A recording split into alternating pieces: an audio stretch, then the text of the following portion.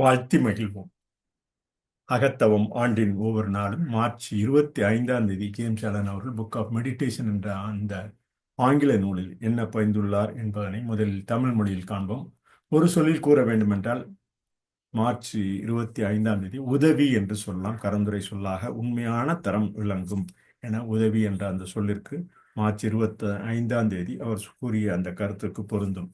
நீங்கள் உங்களை உயர்த்தி தூய்மைப்படுத்திக் கொண்டால் மட்டுமே மற்றவர்களுக்கு உதவ முடியும். ஒரு உண்மை முதலில் உணரப்படுகிறது, பின்னர் பயன்படுகிறது. உணர்தல் ஒருவேளை உடனடியாக இருக்கலாம். உணர்தல் கிட்டத்தட்ட மாறாமல் படிப்படியாக வெளிப்படும் ஒரு செயல்முறையாகும். உங்களை ஒரு குழந்தையாக கருதி நீங்கள் நேசிக்க கற்றுக்கொள்ள வேண்டும்.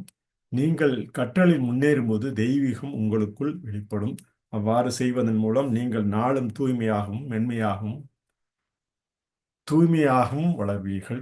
மேலும் விரைவில் நீங்கள் நேசிப்பதை எளிதாக காண்பீர்கள். மேலும் உங்களுக்குள் இருக்கும் தெய்வீகத்தை உணர்வீர்கள்.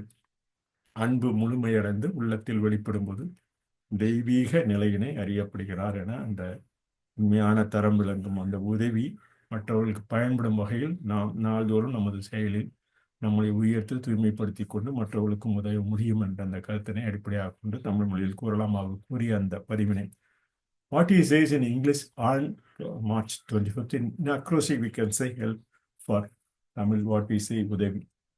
Handling essential learning process. You can only help others insofar as you have uplifted and purified yourself. Your truth is first perceived and afterwards realized. The perception may be instantaneous. The realization almost invariably a process of gradual unfoldment. You'll have to learn to love regarding yourself as a child, and as you make progress in learning, the divine will unfold within you.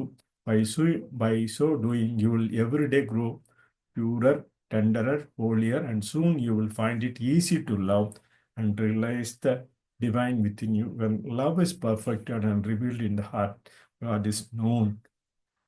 என இந்த March 25 அகத்தவம் ஆண்டின் ஒவ்வொரு நாள் என்ற அந்த பதிவினை நிறைவு செய்கிறோம். நன்றி.